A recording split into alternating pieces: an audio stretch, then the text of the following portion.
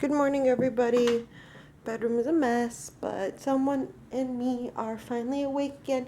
He woke up really early. Really early. Daddy went to work, of course. It is 10 o'clock. It's 10 o'clock. I was talking to Daddy. We slept on a towel because we had taken a shower. I didn't go to sleep until like 1:30 this morning, but that's not this little guy's fault. But at like midnight, like 12:15 or maybe even closer to 12:30, he woke up screaming. So it took me about half an hour to get him back down to go to bed.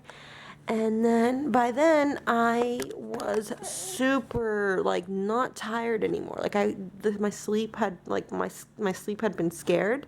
Like there's a saying in Spanish and it sounds better, but essentially it's like your sleep was scared away, and it was.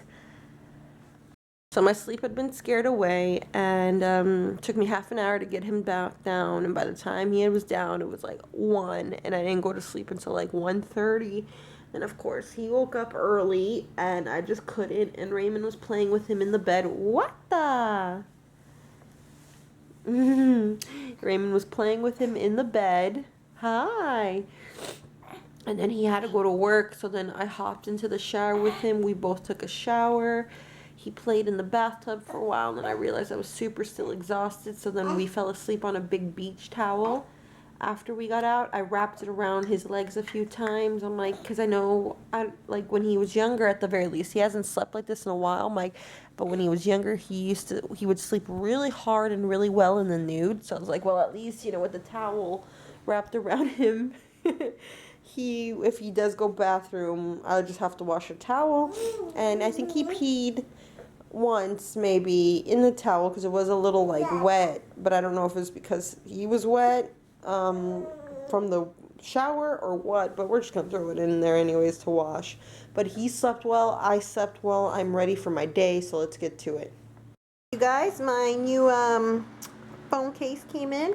Raymond's shields for his Fitbit, the Blaze thing, the little bunting thing that will go around Vladimir's high chair for his first birthday, the liquid or the spray D3 vitamins, and his new sound machine. Someone is really tired. Yeah, you're really tired, huh? Let's try to go to bed. I know his name. When you said which uncle. Okay, it could have been Uncle Fat Ass. It could have been Salvador. Could have been Uncle Robin. Uncle Robin. We got Uncle Oscar. We have hella uncles, bitch. Girls are gone, and we have pizza for dinner because Vladimir was pretty tough getting down. There's not orange juice, apple juice, and now I'm feeding the dogs. Raymond bought me an OtterBox, and I don't think I knew you guys, but maybe I did know you guys. But I used to have OtterBoxes on my phones all the time because I absolutely love them. It's the Defender with like the plastic screen, and I adore them. But I used to have another case. You guys seen it, I'm sure. But I went to go open this bad boy, and I broke the acrylic off of this nail, and it was like about maybe a good like half of my tip of my nail was exposed. So I was like, dude, I'm like, this is an accident waiting to happen. So I peeled off the rest of the acrylic, and then without knowing it, I had also chipped off a lot of the acrylic on the tip right here. But as you guys can see, like the paint right there is the first thing to wear off on like my nails because it's just like rubbing up against back and forth. And it wasn't until it got caught onto something and it peeled off even more. So I just peeled off the acrylic because that was an accident waiting to happen. So I gotta get these bad boys done again, but I don't know when. Probably this weekend after swim school. I don't know why, but vlogging these past few days has been totally off. It's like literally I went to like the wine walk and I just lost my damn mind. And not so much in the sense because I was drinking or anything like that, but just got out of the flow of vlogging, just, I don't know, I feel like I needed a little bit of an off day. I think another thing is that I've just been kind of like in solitude almost. Obviously everyone out there has heard about what happened at the gay nightclub Pulse in Florida, in Orlando, and I'm super sad and super bummed. And out of every group of people I belong to, the one I suppose not the one that I suppose, but the one I feel like I belong to the most is the gay and lesbian and bisexual, trans, queer, like, group community.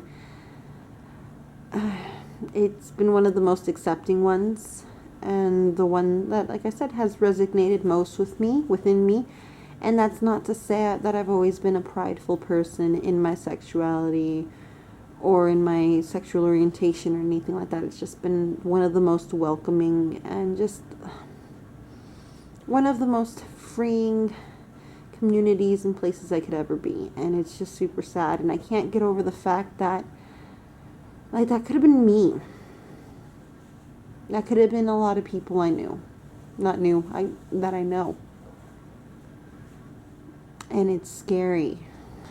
I mean, how many times, as of right now, I don't anymore because one, they've been closed. Well, not they've been closed, but the gay clubs I used to frequent often, never mind the fact that I have a 7-month-old son, and that's probably has to do something with it too, but the gay nightclubs that I used to, like, frequent a lot are closed. But I would take everybody there. I'd take myself there, my husband there, my sisters there, people. It's always such an open and wonderful and loving community, and even when it's not very friendly or opening or welcoming, they leave you alone. Everyone there, for the most part, leaves you alone.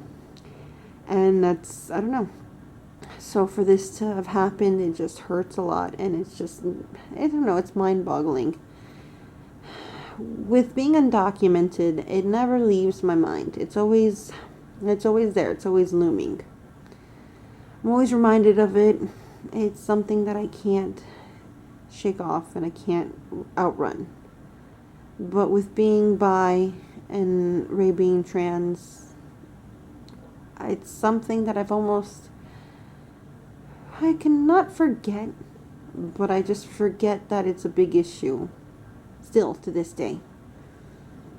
I feel like because just me personally, never mind the entire group as a whole, but me personally, I have come so far in my journey of accepting myself and finding a place within this world filled with people that accept me for who I am and everything about me, that I forget that there's still honestly people who have a huge problem with it.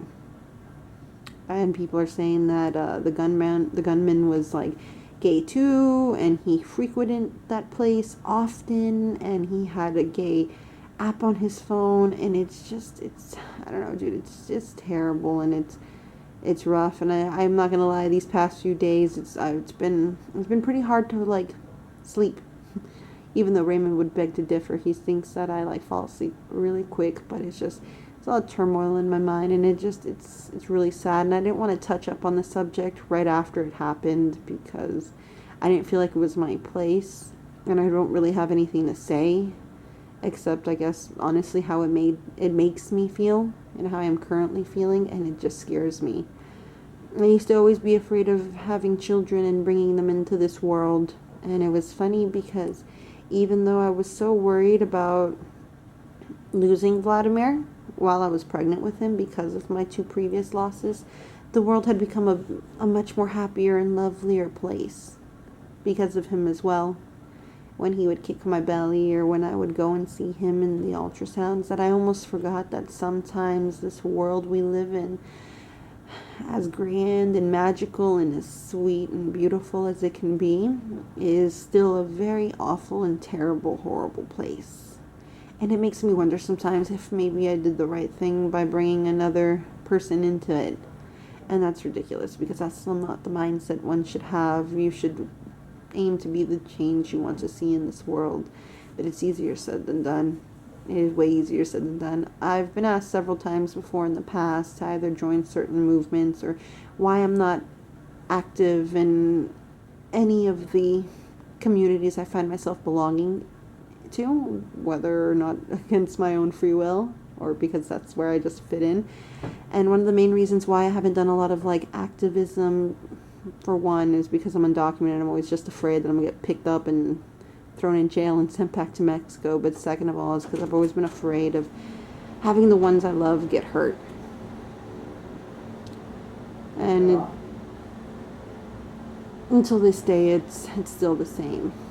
So I don't know. Like I said, I didn't really want to touch up too much about it because I had nothing to say, and it's really sad. And I know I did the right thing by having Vladimir, I like to think.